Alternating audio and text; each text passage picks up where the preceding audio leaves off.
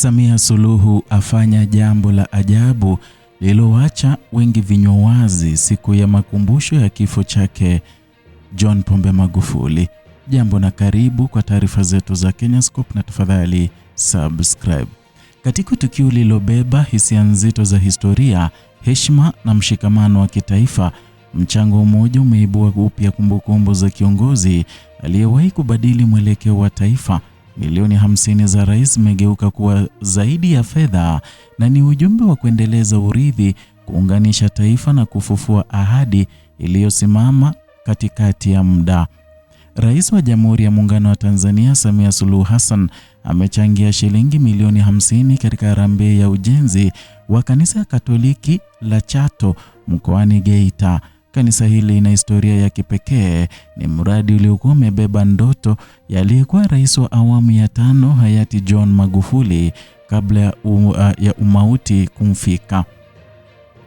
Mchango huo haukuonekana tu kama msaada wa kifedha, umebeba uzito wa kisiasa, kijamii na kihistoria, na ni ishara ya kuendeleza yale yaliyoanzishwa na kuthibitisha kuwa mabadiliko ya uongozi hayakatishi safari ya maendeleo. Harambee hiyo ilifanyika Machi tarehe 17 mwaka 2026 na imekusanya wadau kutoka pande mbalimbali, viongozi wa dini, wawakilishi wa serikali, wafanya biashara na wananchi wa kawaida, wote wakiwa na lengo moja: kukamilisha nyumba ya ibada ambayo imekuwa alama ya matumaini kwa jamii ya Chato. Salamu za rais ziliwasilishwa na Jessica Magufuli ambaye pia ni mbunge wa viti maalum kutoka mkoani Geita na mtoto wa hayati Daktari Magufuli. Na katika ujumbe huo, mchango wa rais aliwasilishwa rasmi ukiambatana na uthibitisho wa risiti, ishara ya uwazi na dhamira ya kweli. Na tukio hilo lilijaa hisia, sio tu kwa sababu ya fedha zilizotolewa, bali kwa sababu ya ujumbe uliobebwa ndani yake. Ujumbe wa kuhakikisha kuwa miradi ya maendeleo haishi njiani, na kwa wananchi wa Chato halisi tukio la kawaida ni mwendelezo wa safari iliyokwama na ni mwanga mpya katika ndoto iliyokuwa imeanza kufifia. Kanisa Katoliki la Chato si jengo la kawaida, ni sehemu ya urithi wa hayati Daktari John Magufuli. Wakati wa uhai wake aliweka mkazo mkubwa katika maendeleo ya kijamii, miradi ya miundombinu, huduma za afya, elimu na pia miradi ya kijamii ya kidini. Ahadi yake ya kulijenga kanisa hili ilikuwa sehemu ya maono mapana ya kujenga jamii yenye misingi ya maadili na mshikamano. Lakini kifo chake kiliacha baadhi ya miradi ikiwa njiani, na kwa muda kulikuwa na sintofahamu juu ya hatima ya baadhi ya miradi hiyo. Ndipo hatua ya Rais Samia inapopata uzito wake halisi. Ni hatua inayojibu swali ambalo wengi walikuwa nalo kimya kimya: je, urithi wa Magufuli utaendelezwa? Kupitia mchango huu, jibu linaonekana wazi kwamba miradi ya urithi haijaachwa na inaendelezwa, inaungwa mkono na inapewa uhai mpya. Hatua hii imeleta athari kubwa katika nyanja mbalimbali. Kwanza, imeimarisha mshikamano wa kijamii. Harambee yenyewe imekuwa jukwaa la kuwakutanisha watu wa rika, dini na hadhi tofauti, wote wakichangia kwa lengo la pamoja, na hii ni ishara kwamba miradi ya kijamii bado ina nguvu ya kuunganisha jamii. Pili, imeongeza morali kwa wananchi. Mchango wa rais umechochea ari ya wananchi na wadau wengine na umeleta matumaini mapya. Umeonyesha kuwa juhudi za mwanzo hazijapotea.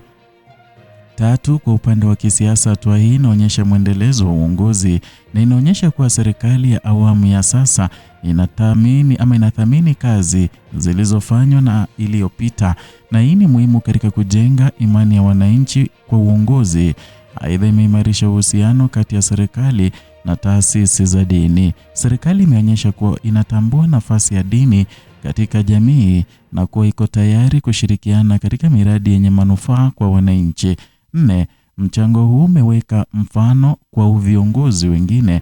Umeonyesha kuwa maendeleo si jukumu la serikali pekee, bali ni jukumu la pamoja. Kila mmoja ana nafasi ya kuchangia. Na katika muktadha mpana, tukio hili linaonyesha falsafa ya maendeleo shirikishi ambapo serikali haifanyi kazi peke yake, inashirikiana na wananchi, taasisi za dini na sekta binafsi. Kanisa hili linatarajiwa kuwa zaidi ya sehemu ya ibada, litakuwa kituo cha mshikamano wa kijamii, mahali pa kujifunza maadili na kitovu cha shughuli za kijamii.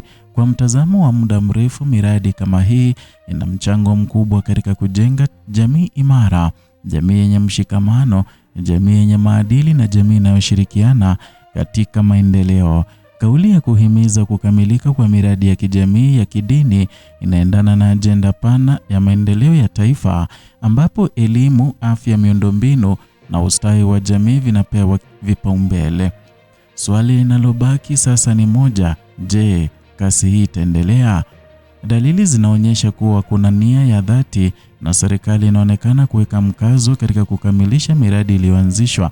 Wananchi wanaonyesha utayari wa kushiriki na wadau wanaendelea kujitokeza.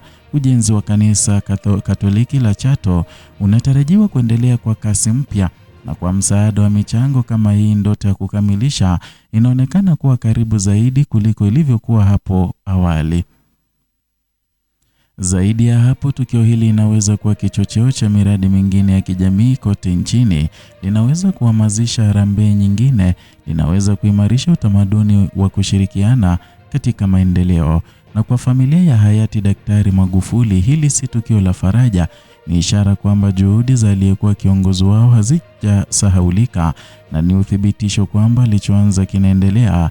Na kwa wananchi wa Tanzania ni ujumbe wa matumaini kwamba maendeleo hayaachiwi njiani, kwamba urithi unaheshimiwa na kwamba mshikamano bado ni nguzo kuu ya taifa. Na katika milioni 50 zilizotolewa kuna zaidi ya thamani ya fedha, kuna heshima, kuna historia, kuna mshikamano na kuna ahadi ya kuendeleza safari ya maendeleo bila kuacha nyuma ndoto zilizowahi kuanza. Chato sasa si tu eneo la kumbukumbu, ni alama ya maendelezo ya taifa linalosonga mbele kwa pamoja. Ni hayo tuliokuandalia mpenzi mtazamaji kutoka chaneli yetu ya Kenyascope, na ikiwa ni siku yako ya kwanza hapa, tafadhali subscribe.